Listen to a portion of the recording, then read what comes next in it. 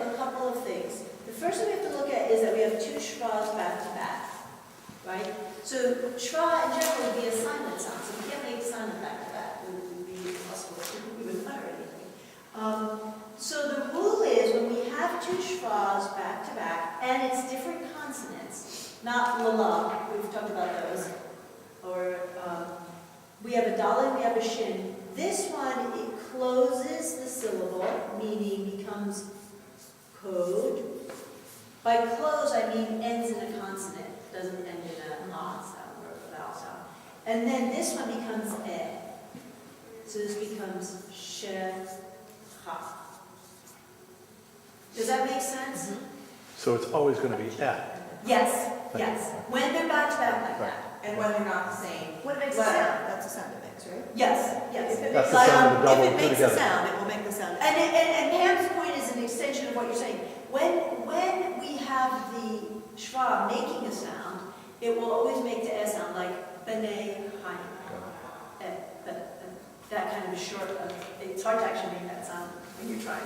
This is a short sound. But if they were both shins, It would different be rule. ha-sheshecha. Correct. Ha-sheshecha. Sheshika. So you get the S on. Yeah. All right. There was one last one on the last line. Did somebody, do you want to do that one? Yes, the second to last word. Okay. I just had it before. Mekadesh. Good. Okay, now, we haven't been doing a lot with the writing, but I'd rather work more on the reading.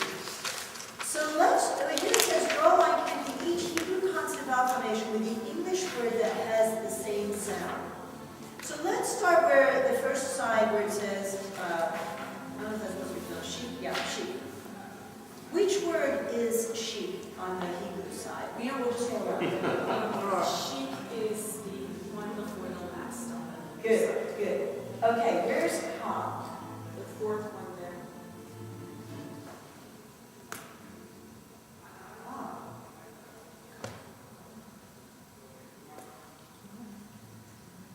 What's interesting is that I think that's actually a typo, because that, must have not seen that right, that straight line has to always be an ah sound. Yeah. We saw it. It's supposed to, it is supposed to be. Yeah, that's a Boston con.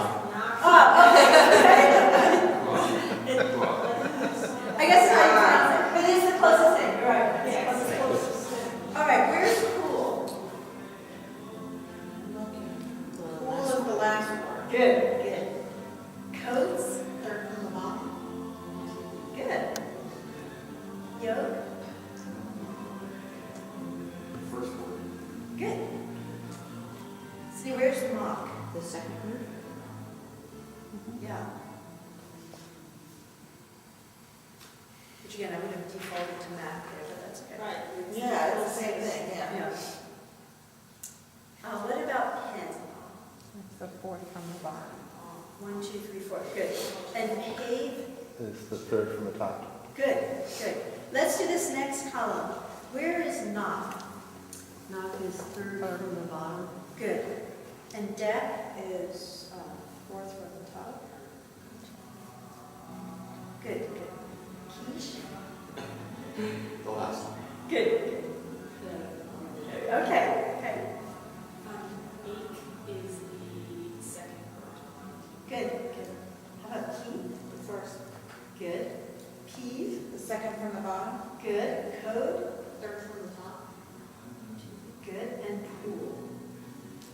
That's the last one remaining. And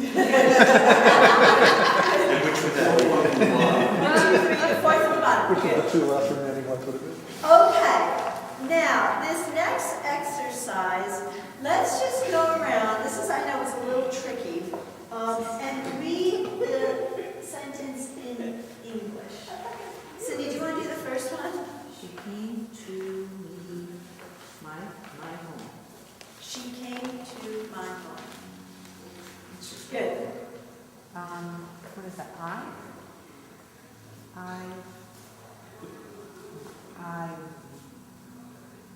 No, I don't know. I yell. I yell. I yell. Oh, Quote. I had, hey, y'all, 'cause I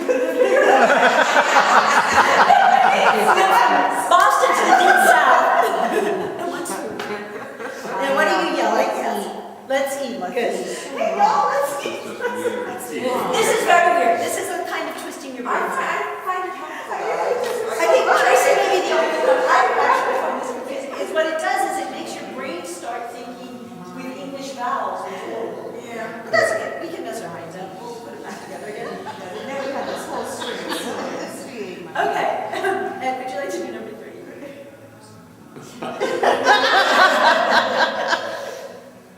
She ate my meat. Thank you for participating. Okay. Moving right along. Can we go to the next one? That is correct. She ate my moats. Oh, that's good. Good. All right, now this one, I had she ate my, and I wrote pie, but I thought it was pay. But she ate my pie, makes no sense. So it happens, it happens. It is pie. It is pie. But why isn't that pay? I don't. Because, Who would like to explain this? This is not one of these weird vowel combinations. Deb, do you want to explain this? Because when you have what we think is the with the yud, it becomes I. At the end of the word. Only at the end of that. the word. It's like a Y at the end, I mean, it's almost like. or I. Yeah. I mean. Yes. Okay, so she ate my pie. Okay, Steve, do you want to do this next one? Oh, she ate my cake. Good. However, learn the last line. She eats a lot. Yes, okay.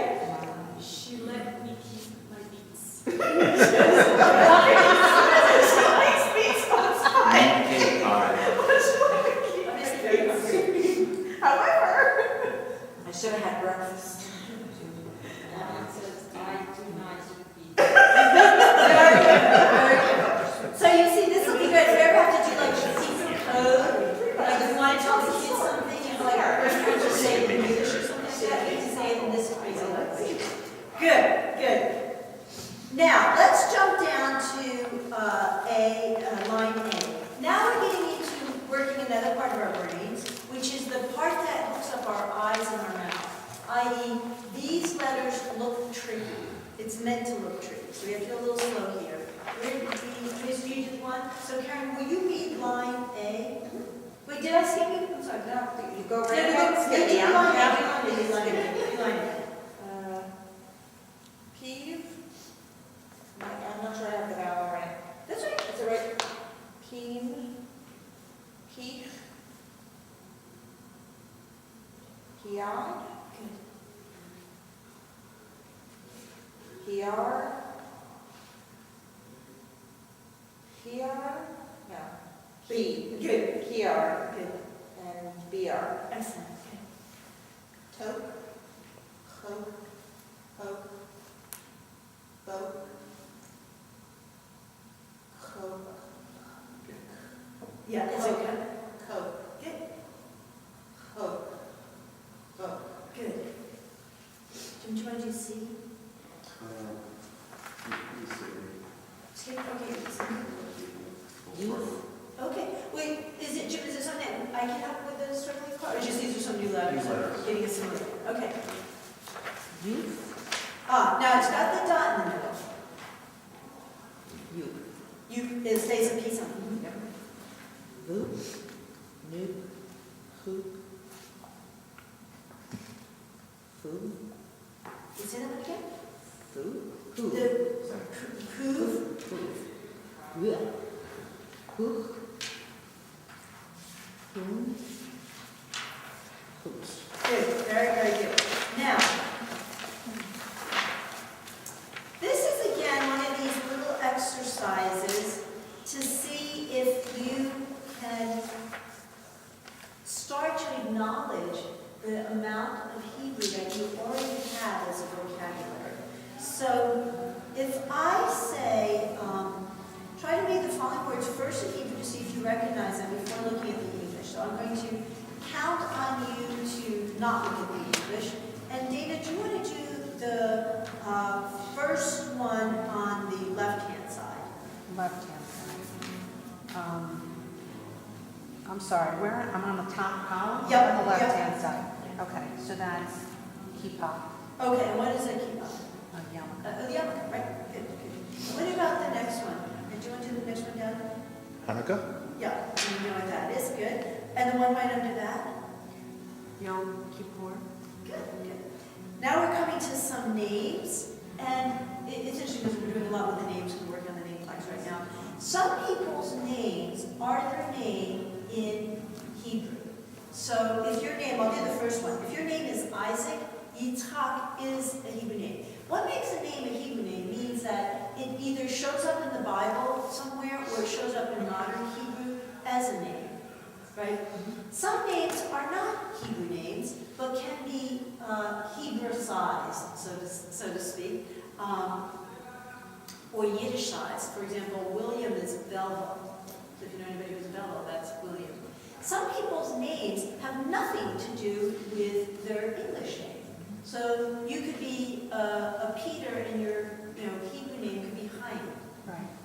So the names that we're about to read are Hebrew names because they are also biblical names. It's something to consider when you think about your own, or somebody says, what's your Hebrew name? Or if you want a Hebrew name, there's ways to think about it. In general, people are given Hebrew names by their parents at the time of their birth for a loved one in Ashkenaz, for a loved one who's passed on, and in Sephardic it could be for people who are still alive. So it sounds very strange for somebody from an Ashkenaz background to meet a Joe when there's a Joe already alive. So why is that? It's just a different tradition. It's very interesting, and I have to tell you, because in America we have so much Ashkenaz, and except for certain pockets, so few Sephardi, we think it's normative, but if you were living in Morocco, it would be just the opposite. You'd meet like 3 generations of Joes. And I have to tell you, it's good. The way you wince like that, it's very funny. It's like a wince thing. For me, as growing up Ashkenaz, it's like, oh, it's like, the thought is you don't want to put the evil eye, you don't want to draw the death towards that person, so why would you take their name away? But if that's Ashkenaz thought mentality, it's for you to have the exact opposite. Like you're honoring that person while they're still alive by giving the name to somebody like that. Well, that's like Catholic people too. I mean, Right, a lot of right. my friends are named Right, after right. their moms or dads. Yeah. So Or junior, the third, the fourth. Right. Exactly. It's like that. But we don't have that. We don't have juniors, thirds, fourths, which is an interesting question. I mean, you could, in theory, have that. Okay, so with that, I did Yitzhak, I did Isaac. Let's do the next one. So, Dana, we'll start with you. Okay, Rebecca. Okay, and how do we say Rebecca in Hebrew? Don't we say Rivka? That's it. Okay. That's right. Exactly. Do you want to do the next one? Yaakov? Yaakov? Yaakov. And what is Yaakov? Jacob. Jacob, right. Kasher. Which means, these aren't named, that one's not named.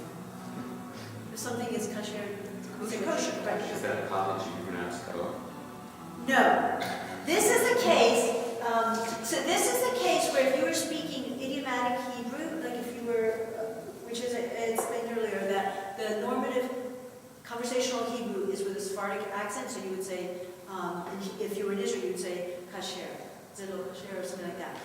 Many people say kosher because of the strong Ashkenaz influence in Hebrew words that have become almost English-sized. Like, where's the kosher food section? Right? It's because we don't even realize how that has crept into the language. Okay, good. What about this next one? Kibbutz. Okay, and what is a kibbutz? Right. So that's the word for kibbutz. Good. How about this next one?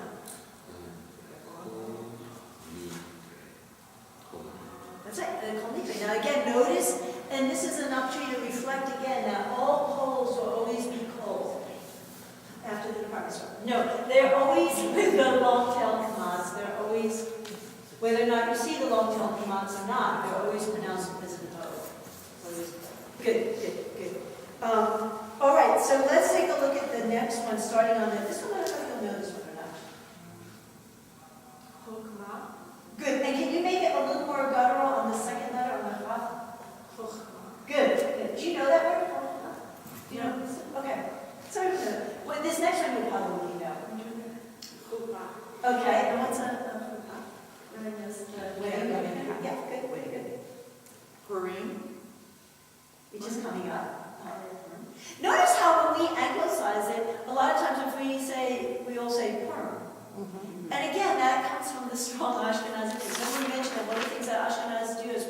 cream is they throw the accent to the first syllable And what is Purim? of pour, which are lots. The drawing of lots. Good, good, good. Do we know anything else? Aron HaKodesh, the Holy Ark. Yeah. And you see the word Kodesh there for holy, and Ha means the, and then Aron is an ark. That also have been moved into into secular language too. It can be like a cabinet or something like that. Oh, do you know this word, Jim? Oh, I do. Probably would, yeah. They say it, that's mishpacha, right?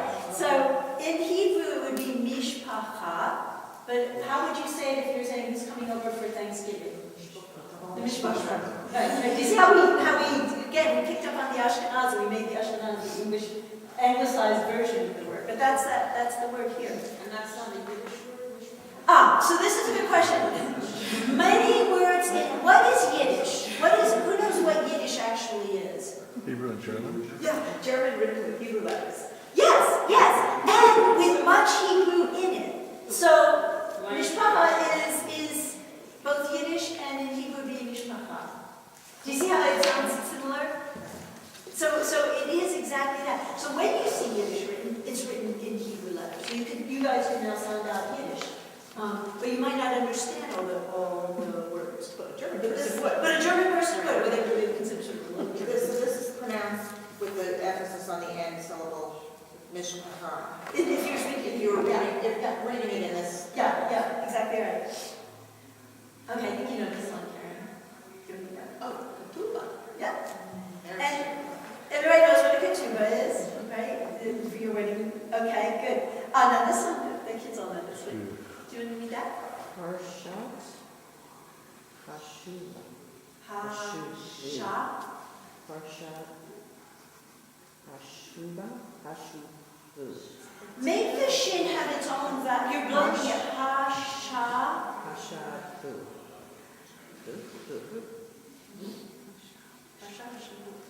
They're missing a letter. They're missing a vowel here, so it should be hashavua.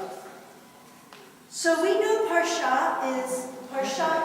It's the smichut of it. It's the making a conjunctive noun. But a parsha is a portion, and hazda and shavua. They're just missing a shavua. Doesn't make any sense. The shavua is like shavuot. Shavuot means week. Good. And this last one is one I think everybody knows. Do you want to go ahead? Tikkun Ulam. Oh. Tikkun Olam. Olam. What is tikkun olam? To heal. Right, to letaken, tikkun means to heal, and the olam is world. So we pair the world. So tikkun olam is a phrase that we use frequently to mean acts of social justice, social advocacy. Okay, now let's do some reading out loud. But what I want to do, because I want to give people plenty of time, is can you read in pairs? Do we have enough to do pairs? 2, 4, 6, 8, 10, 12. Perfect. Let one read one line and one read the other line. What do you guys? Sure.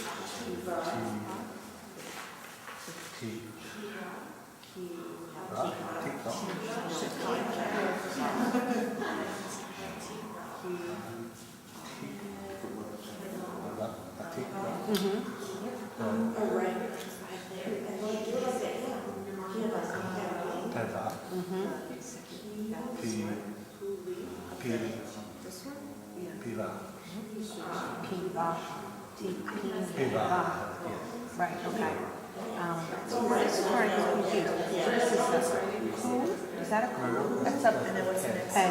Okay, so that's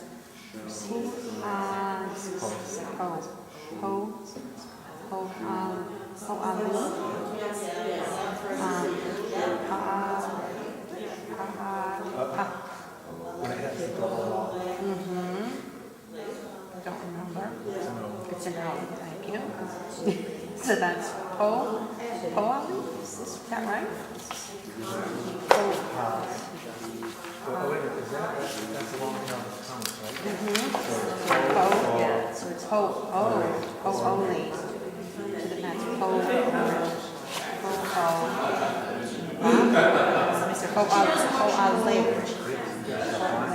I know.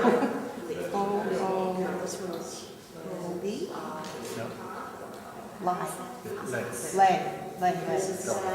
So now, because it's O when you have the R vowel with the llama and with the yod next to it, right? Like this one, I get to the next one over here, the R vowel and the I, okay, right, that's right.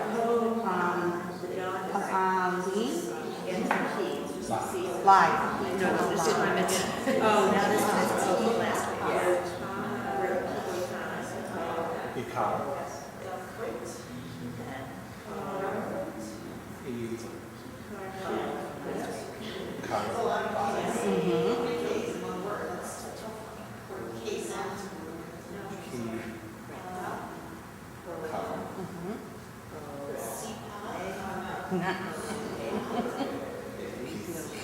Key, right? Time.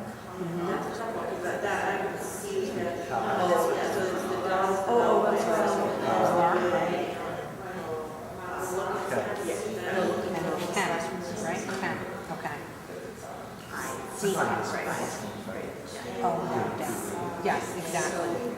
Teapot. Supa.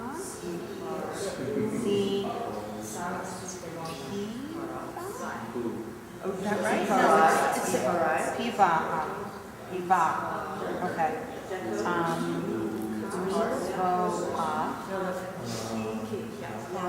Mitzvupa.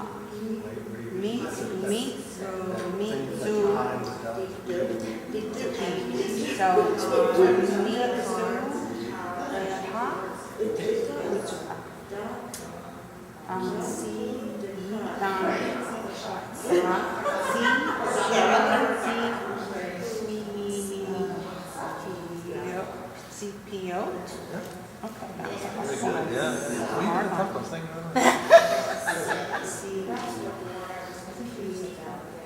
That coach? Yeah, that's right. Coach.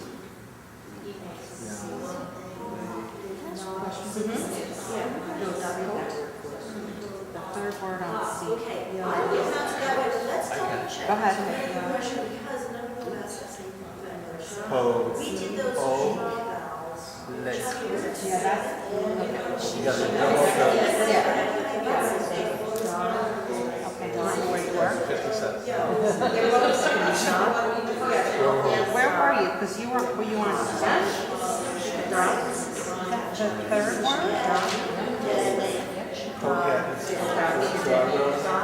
F, the third one.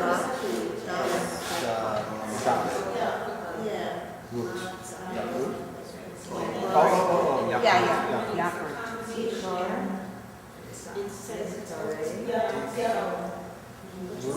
That's a dog.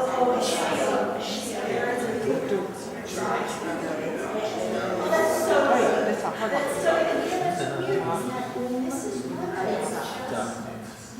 Dead, but you have the two spots you say dead. Yeah. Oh, yeah. Wow, that was a hard one. Guys, let me pull you back for just a second. This is great, and it gives a lot of reading. What if, I want to talk for just a second about the O vowel, because I myself, I misled you. Turn back to page 77. And on page 77, at the bottom there, you're seeing that in chapter 6 you've learned combination vowels. So what does it mean, combination vowels? It means a vowel that's formed with a vowel plus a schwa.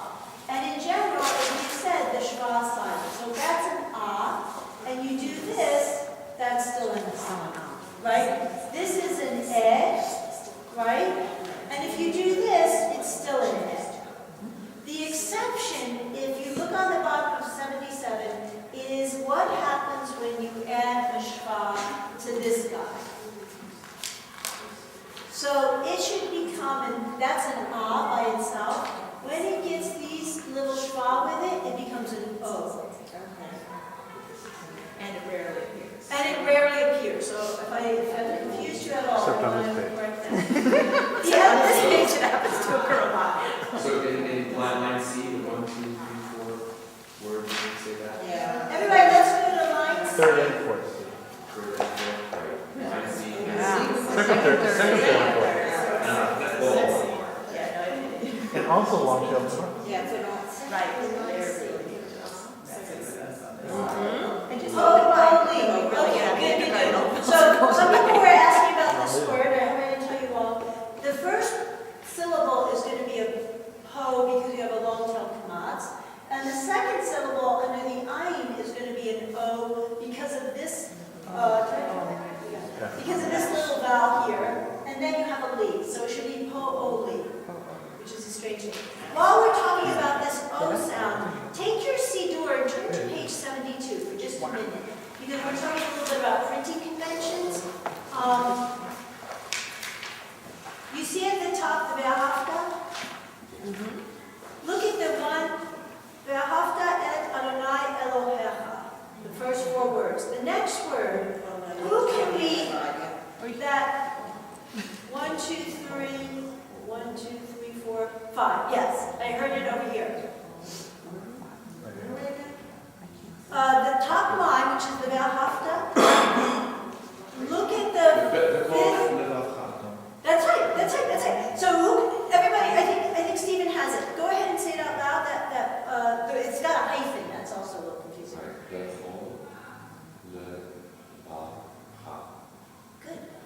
What I'm trying to draw your attention to Where's is the what's ba?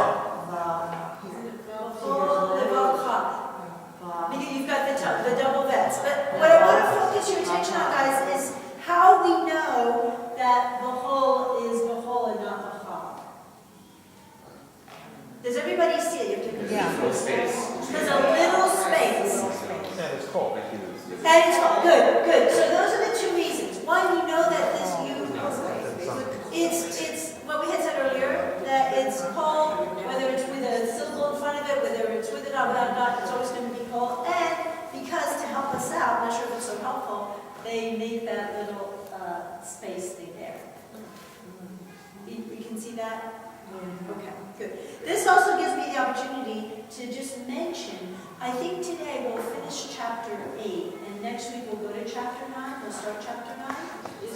Oh, not next week. I'm sorry. There's no swing next week. The week next time we're together, we'll start chapter 9. So in a couple more weeks, we're going to be done with the decoding, basic decoding. Then I hope you will all stay on for prayers. In prayers, we'll be using the Siddur, and you'll have a CD, and you'll begin to start putting some of this together. The class after that, it won't be all in one session, it will be over a few weeks, however long it takes us, but the class after that is trope, is chanting. And I want to just give a teeny-weeny announcement for trope class, because a lot of people I think get very scared.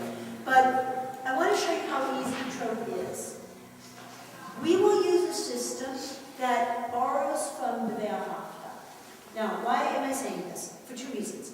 One is, Ve'ahavta is a prayer that comes from Torah text. What that means is everything in this book didn't come from Torah. Prayers don't all come from Torah. Some are from Middle Ages, some are rabbis who wrote in more recent times, and some are absolutely totally modern. So this is actually a poundless. This is actually layers of work in here, right? That's what is a Siddur. One of those layers is a Torah layer. And that layer happens to be the Ve'ahavta. Why this is so great is that, so that's number 1. So because it's a Torah text, it has trope in it. The second thing is, many of you, I would say everybody here, and certainly by the time you finish with the prayer class, has passive knowledge of the Ve'ahavta. So if I start chanting, Ve'ahavta, do you see how you actually know that, but you don't know you know, but now you know it? What you're doing is not singing. You're not singing Happy Birthday. You're not singing even Shalom Rav. You're not singing. You're chanting. You don't know you're chanting, but you're chanting. When we're leading services, 2 kinds of music sounds are coming out. One is a song. This is a song. What John's doing now is a song. And our kids and our adults learn some singing. Either songs that are Israeli or songs that are American, Debbie Friedman, every kind of song we can learn. But in addition to that, some of the prayers are chanted. If you didn't know the difference, you might think we're singing them, but we're actually chanting them. Because of that, here's what we can do. Look at that first word, the very, very first word.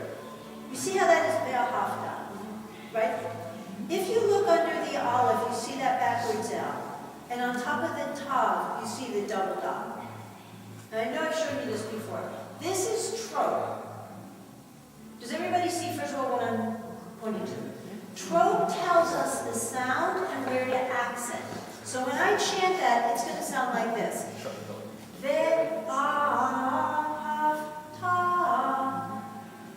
Do you see I'm making a sound on the backwards L and the double dots?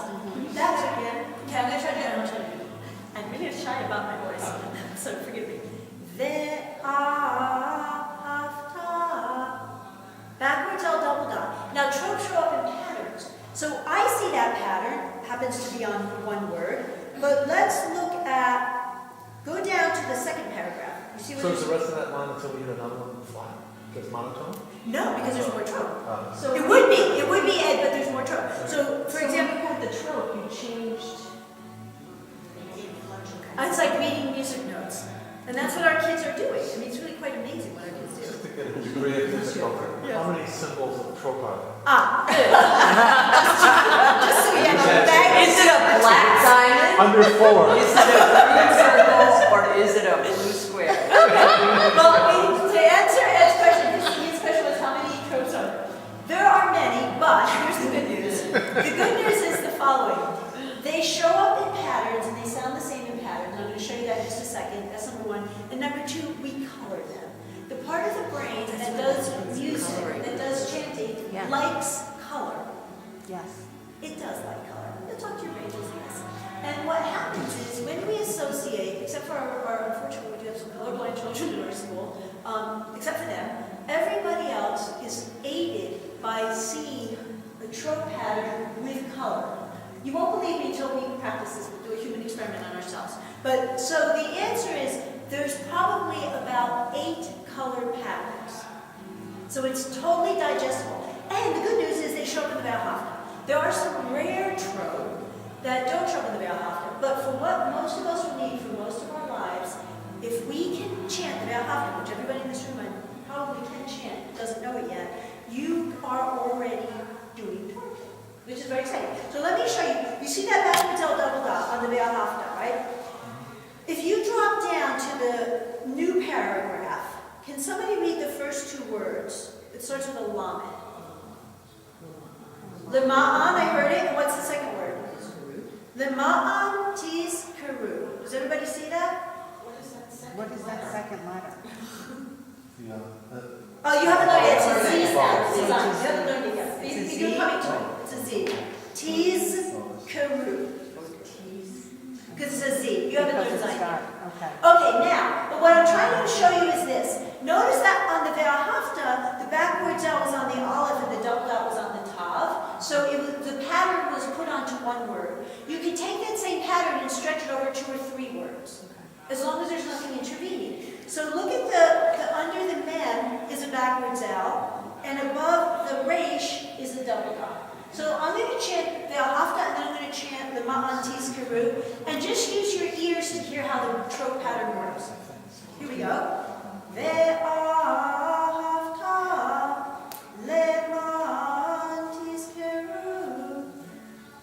Now do you see how that works? It's very cool. It's very fun. It's really fun. So what happens on the next one? Here to keep going. Now, good. So the next word, can anybody read the next word out loud?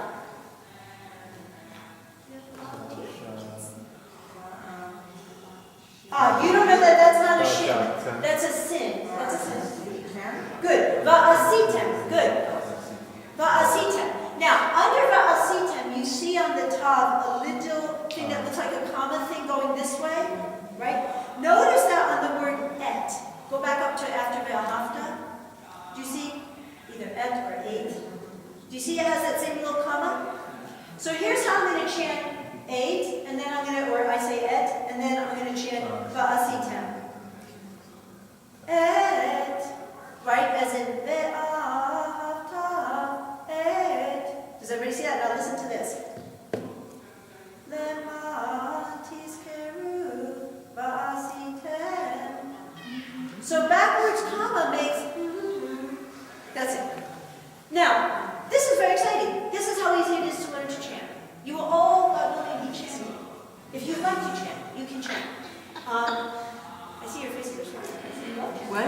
You're smiling, it's fine, it's lots of Grimace. I mean, it's just easy is not the correct. Easy is another way. It's doable, it's doable, it's doable, it's doable. It's doable for somebody who's tone deaf as me, if I can do it, anybody can do it. So that's what this is about. That's what, and the more you look at this, now that I've told you that the Ve'ahavta is Torah text, you'll see little things in there, and you'll say, oh my God, it's not a vowel, it's not a letter, it must be true.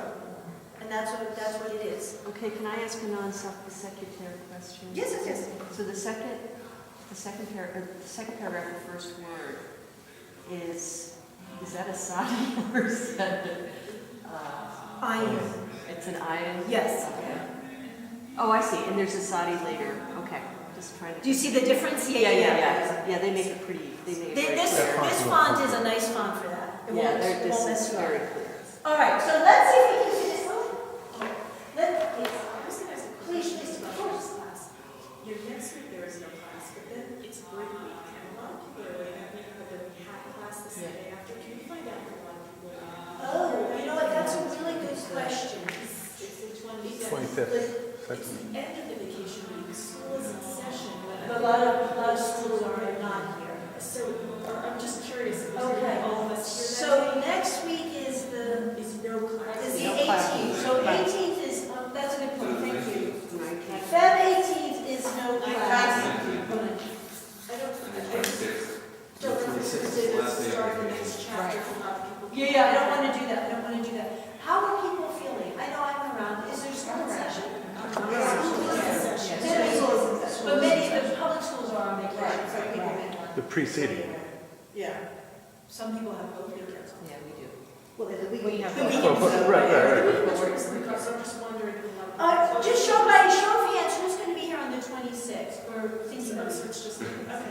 Okay, then We come back from vacation on the 25th, it just depends. See how it on the is. time we get. okay, so we'll still hold here, but we'll take us a couple weeks to do one chapter. Okay, so let's do this very quickly, because I want to try to finish up this chapter. I would like to read together on page 83. Let's read slowly together, because these are prayers, again, that you have actually heard and probably have passive knowledge of. Some letters you haven't quite learned yet, but just gloss over those and let your passive knowledge carry over that letter. Okay, because you're almost to the point where you can cite some of these words. So the first where it says A, let's read that together. Kol Nidre. Okay. Now this on B. Nishmat Kol Chai Tivarech Et Shimcha. That we don't do that. Shimcha. Shimcha. Good. Now this next one is from the Ve'ahavta. This one I think you guys do know. Ve'ahavta et Adonai Elohecha b'chol levavecha u'chol me'odecha. Yes, we can shout. Oh, this is where we do this, where we go up on our feet like this. Yeah. Kadosh, Kadosh, Kadosh, Adonai, Tsevaot, Melo, Chol, Haaretz, Kevodo. Are you seeing how you're reading? These are you're actually reading the prayer zones. It's wonderful. This is when we open up the ark. This is part of what John's chanting. Malchutecha, Malchut, Kol Olamim, U'mem Shaltecha, B'chol Dor V'dor. This next one, F, everybody in this room really should have under their belts, because you never know when you'll be called up for an Aliyah. And this is the Aliyah blessing. Now you don't have to fake it off of the sheet. You can read it. You can read it. Okay, so let's do this together. Baruch atah Adonai Eloheinu melech haolam asher bachar banu mikol ha'amim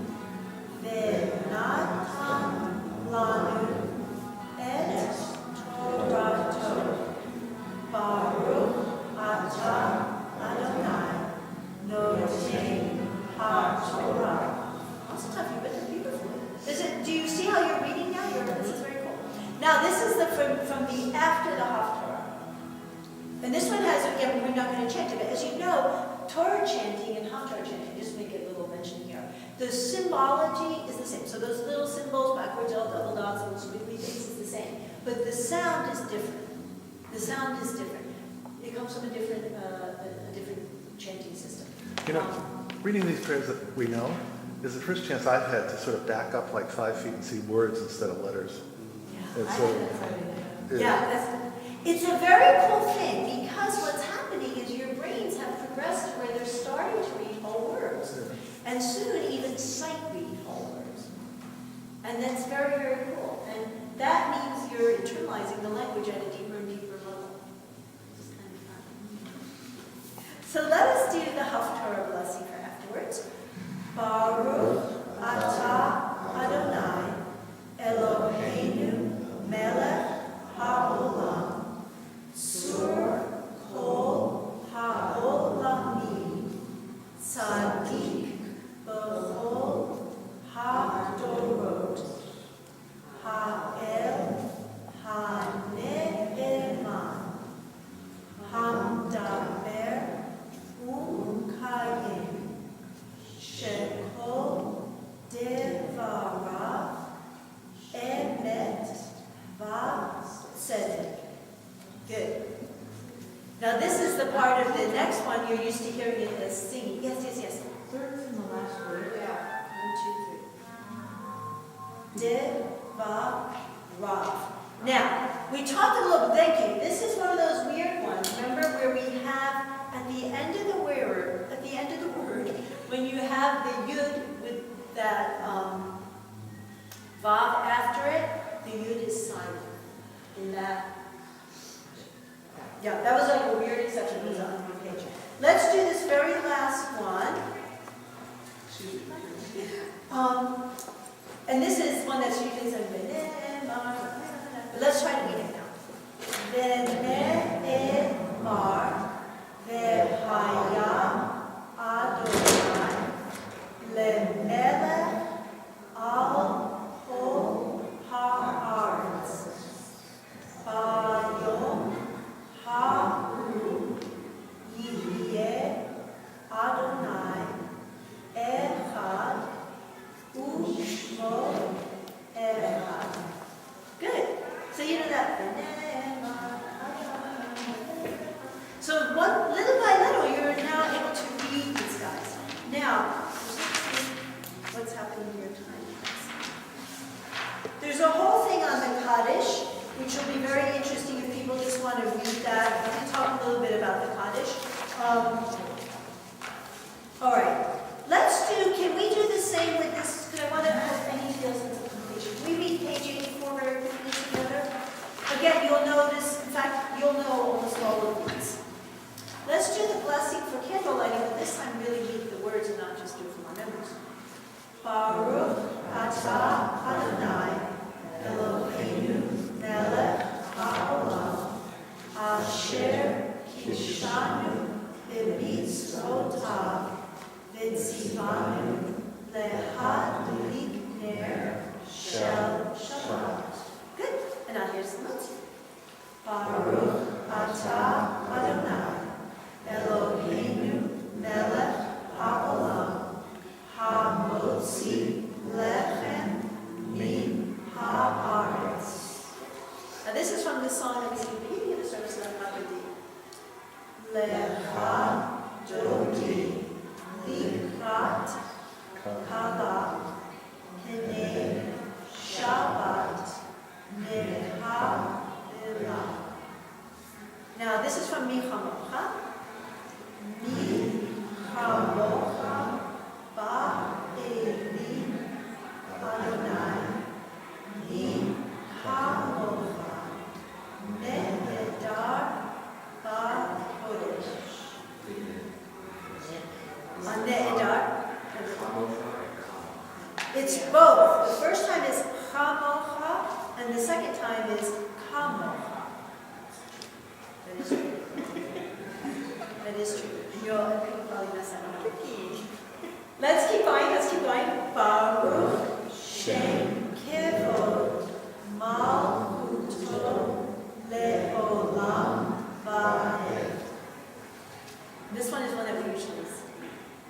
Ve'ha'er Eineinu Be'toratecha Ve'dabek Libeinu B'mitzvotecha Ve'yached Levavenu Le'ahava U'yir'ah Et Shelecha. What's the last one? I just can't go this fast. Shemecha. Also down. This next one, but that's okay, I'm gonna just slow down a little bit. Our brains are still catching on. Some words we can sight read and we can do that word fast, like in shalom, and then we get to a word that we have to sound out, so that's okay. Let's do this next one from the Giver wrote.